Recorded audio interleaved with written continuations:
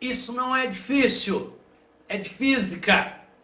Mais uma aula aí para a gente falar sobre o assunto cinemática, o estudo dos movimentos, a movimentação. A cinemática é uma parte, como outras da física, maravilhosa, estuda os movimentos, é uma coisa que está no dia a dia de todas as pessoas.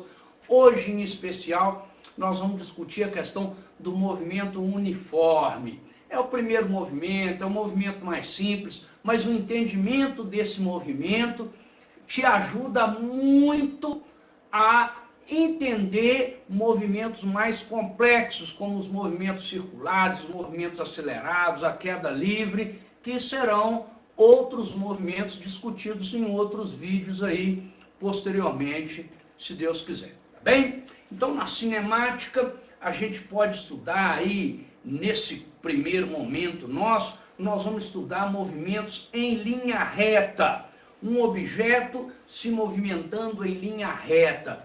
É muito importante que a gente lembre das questões discutidas no vídeo anterior, no primeiro vídeo, que são as bases dos movimentos, do estudo dos movimentos, a base da cinemática. O primeiro deles, rapidamente, só para a gente não perder aqui o fio da meada nessa nossa discussão, onde nós vamos tratar de vários desses elementos. O primeiro deles é o nosso referencial. Não existe movimento sem um referencial. No meu referencial, esse pincel está parado, esse quadro está parado. No referencial do Sol, esse mesmo objeto, no mesmo instante, está em movimento, né? Supondo, como supomos, o movimento da Terra em torno do Sol, né? Então, o referencial é um elemento muito importante aí para essa discussão nossa, tá bem? Em segundo lugar, a questão da posição, né? Nós estabelecemos através de um referencial um lugar denominado ponto zero, onde nós vamos, a partir dali, estabelecer os lugares, as posições positivas para o lado direito e negativas para o lado esquerdo. Então, eu terei aqui o mais 1, 2, 3 até o infinito e o menos 1, 2, 3, infinito. De tal maneira que estará convencionado que todo movimento que se der para o lado direito, o objeto que esteja se movimentando para lá, estará com velocidade positiva. A minha velocidade será positiva. Então, vou escrever novamente aqui, porque ficou um pouco junto ali. Toda vez que eu estiver me movimentando para o lado direito, a minha velocidade será positiva. E, obviamente, se eu estiver me movimentando para o lado esquerdo, não importa que eu esteja lá no positivo. Ó. Eu estou aqui, lá no mais 1000, mas estou vindo aqui para o 500, estou andando para o lado de cá. Movimentar para esse lado esquerdo significa que a minha velocidade é negativa.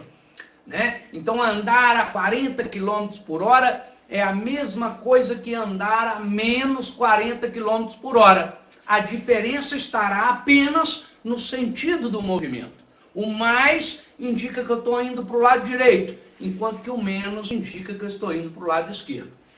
O elemento tempo, que nós não vamos demorar em falar a respeito, o nosso tempo é o tempo cronológico, é o tempo do relógio. Esse tempo que passa sempre da mesma forma e sempre para frente.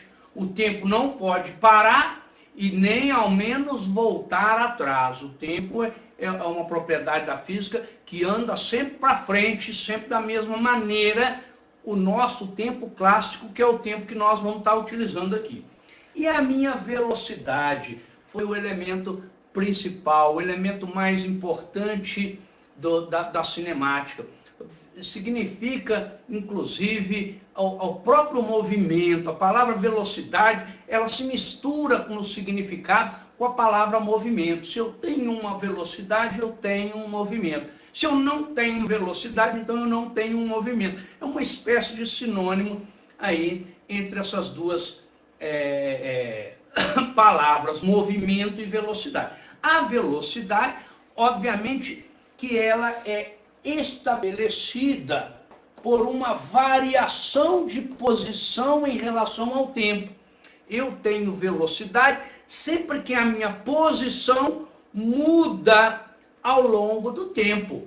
Se a minha posição permanece a mesma, sempre em relação a um referencial, então eu não tenho velocidade, eu não tenho movimento. Mas se a minha posição muda, então eu tenho um movimento, eu tenho uma velocidade. São esses elementos que a gente estará estudando então na nossa cinemática. Bacana a cinemática. Estuda qualquer tipo de movimento. Nesse primeiro, então, nós vamos estudar o chamado MRU, né? Movimento retilíneo, porque nós estaremos estudando apenas as linhas retas no primeiro momento, e uniforme. Essa palavra muito importante significa constante. A minha velocidade nesse primeiro movimento será sempre da mesma maneira. É assim que a gente vai estar estudando aí essa primeira parte, tá bom? Ora, um movimento, ele pode ser descrito através de um gráfico, também conforme nós vimos em vídeos anteriores. Eu posso descrever um movimento através de um gráfico. Eu estou exemplificando aqui para vocês, ó. Vou fazer uma reta de posição aqui, eu estou aqui no ponto 0, imagino um objeto aqui num ponto 20, e ele sai, e depois de um certo tempo, ele vai para a posição 50. Então está ali, posição 50. Ele sai daqui da posição 20 e vai para a posição 50. Então ele mudou de posição. Eu posso representar isso através de uma figura, dessa forma simples, como foi feito aqui, ou eu posso, e nós queremos, representar através de um gráfico.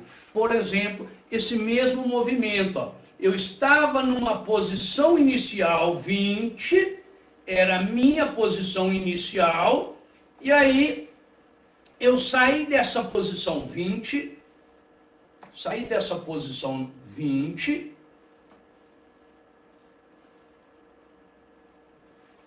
e fui até uma nova posição, denominada aqui a posição 50. Então, eu saí do 20 e fui até o 50, representada em forma gráfica. Imagino aqui a posição ao longo do tempo. Vamos dizer que eu tenha gastado aí 6 segundos para fazer essa mudança de posição. Sair da posição 20 e ir até a posição 50, gastando aí 6 segundos. Então, este meu movimento pode ser expresso através de uma equação simples do primeiro grau, conforme nós discutimos em vídeos anteriores, né? Como é que ela é escrita? A minha equação é a equação da reta, ela depende de uma posição inicial. Qual a posição inicial que o meu objeto estava? Então, aqui é a posição 20, e ela depende da velocidade. Aí, este é o elemento importante, o entendimento da velocidade é que vai realmente ajustar o entendimento de todos os movimentos, de toda a física da cinemática e da movimentação, tá bem? Então, o que seria a velocidade? Tá aqui, a velocidade é quanto que eu andei, quanto tempo eu demorei. A velocidade é a distância percorrida por unidade de tempo. Quanto que eu andei? Não aonde eu estava. Veja bem, não observe, não é nem o 20 nem o 50. E sim, eu saí do 20 e fui até o 50. Então, eu andei exatamente 30. Se for unidade do Sistema Internacional, 30 metros, né?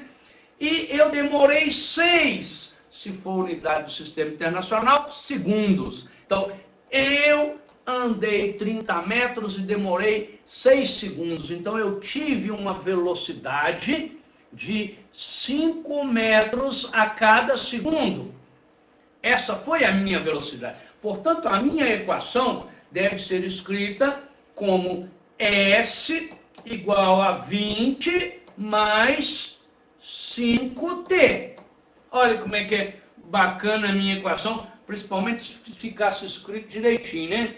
Eu vou pegar uma página em branco aqui, então seria S igual a 20, aonde começou, mais 5t. Então, o 20 é a posição inicial e o 5 é a velocidade. De tal maneira, né, que esse movimento, então, ele pode ser representado através de um desenho, através de uma frase, uma expressão, ou simplesmente através de um gráfico. Tá bom? Eu separei aqui alguns probleminhas para a gente discutir e entender. A equação é muito simples, você dá uma olhadinha na equação, já entendeu. Ah, agora entendi, professor. Basta você representar as posições que o objeto está ocupando ao longo do tempo. Então eu separei aqui um probleminha e vamos dar uma nova posição, um objeto aqui se movimentando, vamos inventar aqui outros valores. Olha, saiu do 10, foi até o 50 também, né? E ele demorou um tempo de 4 segundos. Demorou 4 segundos para poder fazer essa trajetória aí, sair do ponto 10 e ir até o ponto 50. Saiu aqui do 10 e foi até aqui o 50. Então, o gráfico é mais ou menos idêntico ao anterior, só que agora ele vai sair da posição inicial 10 e vai até a posição 50. Vai demorar para isso 4 segundos. Então, como que eu escrevo a equação? Né? Lembrando que aqui é o S e aqui é o T. A minha equação, então, é S igual a... Onde que ele está começando? No ponto 10. E qual a sua velocidade? É o cálculo mais importante, né? A minha velocidade é calculada a quanto que eu andei do 10 ao 50, eu andei 40. E quanto tempo eu demorei? 4. Quer dizer que a minha velocidade também, nesse caso, é o número 10. Então, eu tenho a equação 10 mais 10t. Eu comecei no 10 e fui com velocidade também de 10 a cada intervalo de tempo que se passa, tá bem? Se eu quiser calcular qual a distância percorrida, né? Quanto que ele andou em 40 segundos? Ô, professor, não tem aqui não. Quanto que ele andou em 15 segundos? Não tem aqui no gráfico. Então, eu vou pegar a minha equação, velocidade, distância sobre o tempo, e vou substituir os valores aí, ó.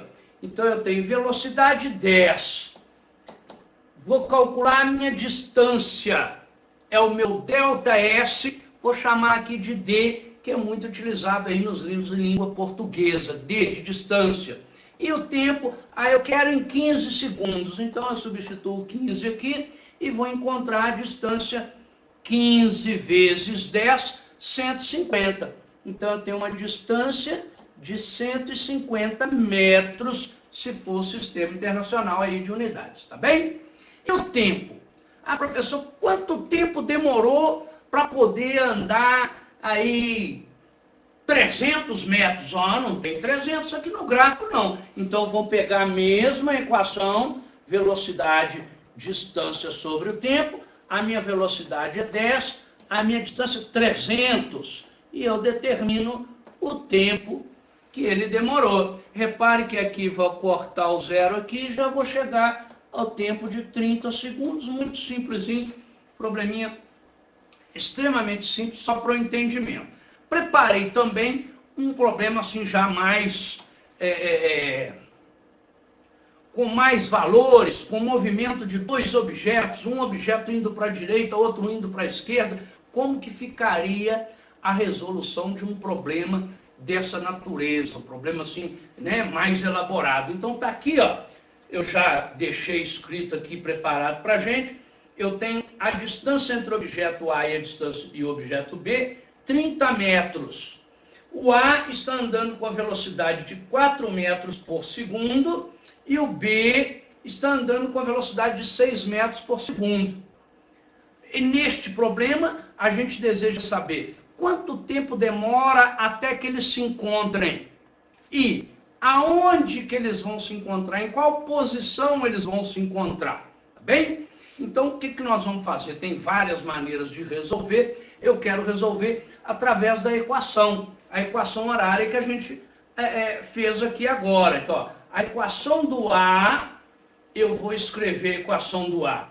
O A vai começar, ó, se tem 30 metros, eu vou chamar aqui de 0 e aqui de 30. O referencial sou eu que escolho. Então, eu escolhi aqui o 0 e ali o 30. Então, o A começa no 0 e tem a velocidade de 4 metros por segundo. Então, eu tenho posição de A, 0 mais 4t. E posição de B, a posição de B, ele vai começar no 30. E ele vai voltar, ele vai retornar. Então, a gente tem que lembrar que agora é negativo. Menos 6t. Então, a equação do A é exatamente 0 mais 4t, e do B a equação é 30 menos 6t. Ao igualarmos as duas equações, que é exatamente o momento onde eles se encontram, então eu tenho posição de A igual a 0 mais 4t é igual a posição de B, que é 30 menos 6t. Vamos igualar, então eu tenho 4t é igual a 30 menos 6t. Vou passar o 6t para o outro lado, não posso esquecer de mudar o sinal. Então, 4t mais 6t é igual a 30. E aí, 10t igual a 30. Posso cortar o 0 aqui. T igual a 3 segundos. É o tempo que demora para eles se encontrarem. Encontrado o tempo, eu posso determinar em qual posição. Eu volto aqui em uma das duas equações, vou abrir mais uma página aqui. Eu volto em uma das equações, por exemplo, a primeira, posição de A igual a 0 mais 4t, e substituo o tempo que eu encontrei no primeiro problema. O tempo foi 3. Então, a posição que ele se encontra é 4 vezes 3, 12 metros. Encontrei a posição onde eles se encontraram, encontrei o tempo que eles se encontraram. Como eu falei para vocês, não era realmente difícil, era um probleminha de física. Eu dou o meu abraço para o pessoal de Congonhas, lá do 7, e de Ouro Branco, do Colégio Batista Mineiro. Fica com Deus, obrigado.